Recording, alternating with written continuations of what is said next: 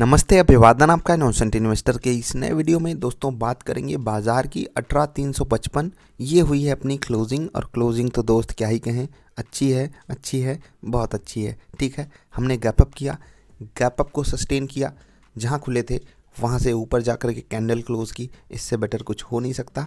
लगभग हम 325 पॉइंट ऊपर क्लोज किए हैं।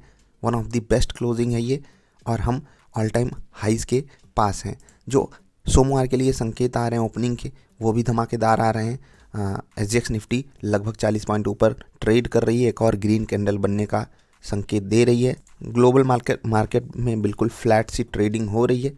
अब वीकेंड है, 2 दिन की छुट्टी है, तो आप सब जो भी आज प्रॉफिट मिला है उसको एंजॉय कीजिए। लेवल्स आप यहाँ पर देख सकते हो। ये सब बातें तो हो गई। अब एक इम्पॉर्टेंट मुद्दे पर आपके साथ डिस्कशन करना है। तो जिनको सिर्फ ये देखना था कि निफ्टी सोमवार को कहाँ खुलेगी, उनके लिए मैंने उनको लेवल बता दिए। लगभग 18475 ये फ्यूचर्स का लेवल है। और अगर आप नॉर्मल स्पॉट लेवल की बात करोगे तो लगभग 90 पॉइंट का प्रीमियम है मार्केट में, 80-90 पॉइंट। तो उसको आप कम कर दो तो अपनी बाज़ार वहीं पर खुलेगी। ठीक है, पॉइंट के टर्म्स में 40-50 पॉइंट ये थे आज के लेवल्स, जो आपकी पूरी मदद करने के लिए तैयार खड़े थे। हम लोगों ने ये लेवल आपको टेलीग्राम पे अपडेट करके बताया था। अगर आप टेलीग्राम से नहीं जुड़े हो तो जुड़ जाइए, इनोसेंट इन्वेस्टर सर्च कर लीजिए। ठीक है, जब भी बाजार सपोर्ट पे खुलती है तो क्या करना चाहिए वो आपको पता है। फिर रेजिस्टेंस पे आती है, प्रॉफिट बुकिंग करनी चाहिए। रेजिस्टेंस टूटने पर आप चाहे यहाँ ट्रेड लो, यहाँ ट्रेड लो, ठीक है, तो फिर आपको यहाँ पर तकलीफ झेलनी पड़ सकती थी। लेकिन अगर आपने यहाँ पर ट्रेड लिया होगा तो कितना बेहतरीन आपके, मतलब ये लेवल तो आपकी फिर मदद किया ही होगा, 100% है। लेकिन जिस लेवल की सबसे ज़्यादा अहमियत है वो अब मैं डिस्कस कर लेता हूँ, और उसके बाद एक इम्पॉर्टेंट मुद्दा है जो डिस्कस करना बनता है। ठीक है, ये है इम्पॉर्टेंट लेवल। ठीक है, आपने अगर टेलीग्राम ज्वाइन किया होगा, 344 का लेवल था, आपको ये बात पता होगी। ठीक है, अब 344 को जैसे ही बाजार टच करती है, फर्स्ट टाइम झटका लगता है, second, third, fourth, fifth, sixth, seventh. ठीक है, ये जो लेवल है 3 मिनट की 7 कैंडल से, यानी कि 21 मिनट लगातार एक रेजिस्टेंस के रूप में बाजार को बोलता है, भैया यहाँ से लौट जाओ, सिमरन यहाँ से लौट जाओ। लेकिन बाजार भी एकदम जिद ठानी थी, एक ग्रीन कैंडल बनाने की कोशिश करती है, लेकिन फिर उसके बाद सेलर्स हावी हो जाते हैं इस लेवल पर। ठीक है, इस लेवल पे सेलर्स हावी हो जाते हैं और वो बाजार को लगभग 40 पॉइंट धक्का दे देते हैं। फिर से बाजार अटेम्प्ट करती है, ठीक इसी लेवल पे झटका खाने आती है, फिर से नीचे जाती है 40-50 पॉइंट, फिर से आती है। फिर इस बार जो झटका था वो सिर्फ 20 पॉइंट का लगा, और उसके बाद फिर से इस लेवल को बाजार तोड़ ही देती है। फिर वहीं समय बिताती है, उसके ऊपर जा कर के लगभग थोड़ा सा क्लोज करती है। लेकिन मैं आपको लेवल की इम्पॉर्टेंस दिखा रहा था। खैर, ये सब इम्पॉर्टेंस आप खुद समझो, 20-22 दिन प्रैक्टिस करो, और उसके बाद आप अपना स्मार्ट डिसीजन लो ट्रेड करने का। ठीक है, बैंक निफ्टी में आपके लिए जो इम्पोर्टेंट लेवल था लगभग उसी जैसा वो था, यहाँ पर आपके लिए स्पॉटेड है। ठीक है, अब इम्पॉर्टेंट मुद्दा जो मैं आपके साथ डिस्कस करने के लिए ये वीडियो रिकॉर्ड कर रहा हूँ, ध्यान से पढ़िएगा न्यूज़। और यहाँ पर मुझे आप में से 2-4 लोगों से कमेंट की उम्मीद है। आप लोग कमेंट जरूर कीजिएगा, इस मुद्दे पर मेरा साथ दीजिएगा।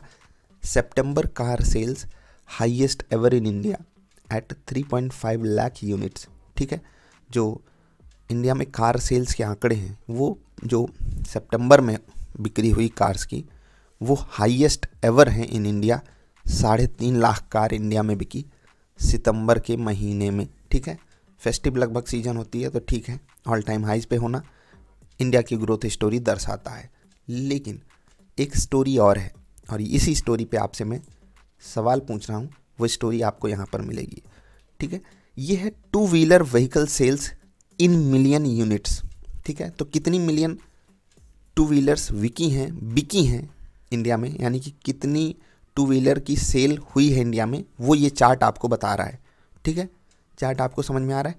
ये आप फाइनेंशियल ईयर 2011, ऐसे ही 2011, 12, 13, 14, ये 2022। ठीक है, ये जो आपको यहाँ पर कैंडल्स दिख रही हैं, बार चार्ट जो आपको दिखाई दे रहा है, एक जो बार है ये एक ईयर को डिफाइन कर रहा है। और यहाँ पर ये जो आंकड़ा लिखा है 0, 5, 10, 15, 20, ये मिलियन है। 1 मिलियन में होता है 10 लाख, यानी कि जब यहाँ पर 11 मिलियन की बात हो रही है तो 1.17 करोड़ की बात हो रही है। ठीक है, यानी कि साल 2011 में, वित्तीय वर्ष 2011 फाइनेंशियल ईयर 2011 में 11.77 मिलियन 2 व्हीलर्स बिकी थी इंडिया में।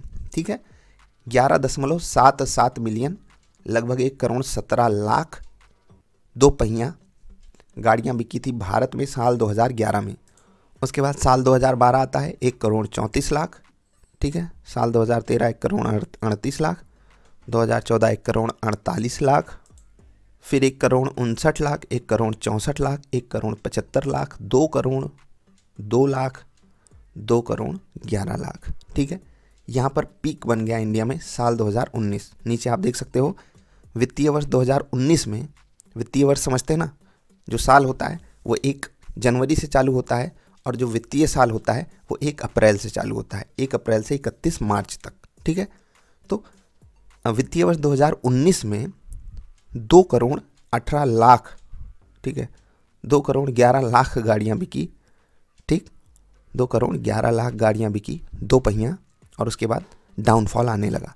ये डाउनफॉल लगातार चलता रहा 2020 कोविड, उसके बाद भी लोगों ने नहीं खरीदा, तो 1.74 करोड़ पे आया, फिर 1.51 करोड़ पे, और अभी फाइनेंशियल ईयर 2022 में 1.34 करोड़ पे आ गया है, जो कि अगर आप कंपैरिजन के हिसाब से देखोगे तो अप्रॉक्सीमेटली साल 2012 और 13 से कंपैरिजन में मतलब टक्कर में है।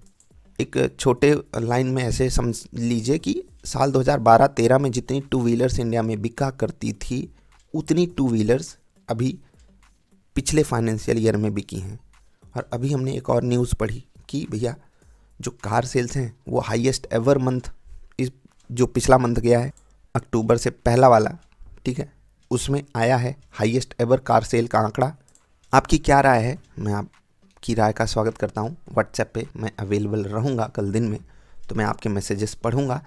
और एक सवाल है आपसे, सवाल ये कि साल 2020, 21, 2022 इस वित्तीय वर्ष में अगर आप में से किसी के भी यहाँ, मतलब अपने ही घर में बताइएगा, रिश्तेदारी और दोस्ती यारी मत जोड़िएगा, अगर आपके यहाँ व्हीकल कोई भी खरीदी गई है 2 पहिया या 4 पहिया, तो आप बता सकते हो कि वो जो है किस सेगमेंट की व्हीकल है। सेगमेंट इन द सेंस कि जैसे छोटी गाड़ियाँ होती हैं 100 सीसी, 110, 125, इसमें स्कूटर्स भी आ जाते हैं।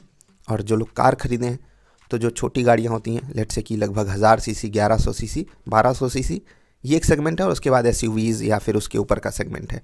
तो ऐसे ही आप अपना सेगमेंट बता सकते हो। वहाँ से मैं थोड़ा सा जानना चाहूँगा, मैं यहाँ से आपको जज नहीं करूँगा, बस मैं जानना चाहूँगा हाँ कितने लोग ऐसे हैं, लेट से कि ये वीडियो 500 या 1000 लोगों तक जाती है, उसमें से 10 लोग मुझे बताते हैं, तो मैं वहीं से एक वो लगाऊंगा ना कि जो मुझे रियलिटी में अपने स्तर पे दिखाई दे रहा है, क्या वही चीज़ सामने भी रेप्लिकेट हो रही है या फिर वही है कि पर्सन टू पर्सन या यूँ कहें प्लेस टू प्लेस ये सब चीज़ें डिफ़र कर रही हैं। बाकी अगर आपको ओवरऑल डेटा देखना है तो यहाँ से आप देख सकते हो। इस डेटा को अवेलेबल कराने के लिए स्टैटिका को पूरा आभार। और ये जो न्यूज़ मैंने आपके साथ शेयर की, ये न्यूज़ थी ऑटोकार इंडिया पे, ठीक है। तो यहाँ पर आप 2 व्हीलर्स देख सकते हो, फिर पैसेंजर व्हीकल्स देख सकते हो, ठीक है, फिर कॉमर्शियल व्हीकल्स, फिर उसके बाद 3 व्हीलर्स, ठीक है। आंकड़े देखिए 3 व्हीलर्स के फाइनेंशियल ईयर 2022 में। और ये जो चीज़ है मुझे तो मतलब बहुत अच्छा इंडिकेशन नहीं दे रही है जो मैं समझ पा रहा हूँ। बाकी आपसे सवाल क्या है? सवाल ये है कि अगर आपके यहाँ फाइनेंशियल ईयर 2020, 21, 22 में कोई भी व्हीकल खरीदी गई है तो कौन सी है वो, और उसका जो सेगमेंट है वो कौन सा है। अगर मैं उस पर हो सकता है आपसे कुछ क्रॉस क्वेश्चंस करूं। बाकी आप बताइएगा जिसके भी यहाँ खरीदी गई है, आप सभी को शुभकामनाएं यार, क्योंकि आपने गिरती हुई बाज़ार में स्टॉक उठाया है। खैर ये एक मजाक था, बाकी आप कनेक्ट ज़रूर कीजिएगा। एसजेएक्स निफ्टी लगभग 30 पॉइंट ऊपर ट्रेड कर रही है। मैं आपसे विदा ले रहा हूँ। वीकेंड पे कुछ वीडियोज़ आपके लिए रिकॉर्ड करूँगा। अभी के लिए इतना ही। वीडियो देखने के लिए आपका आभार। पसंद आए तो लाइक करना और व्हाट्सएप पे मैसेज ज़रूर करना। नमस्कार।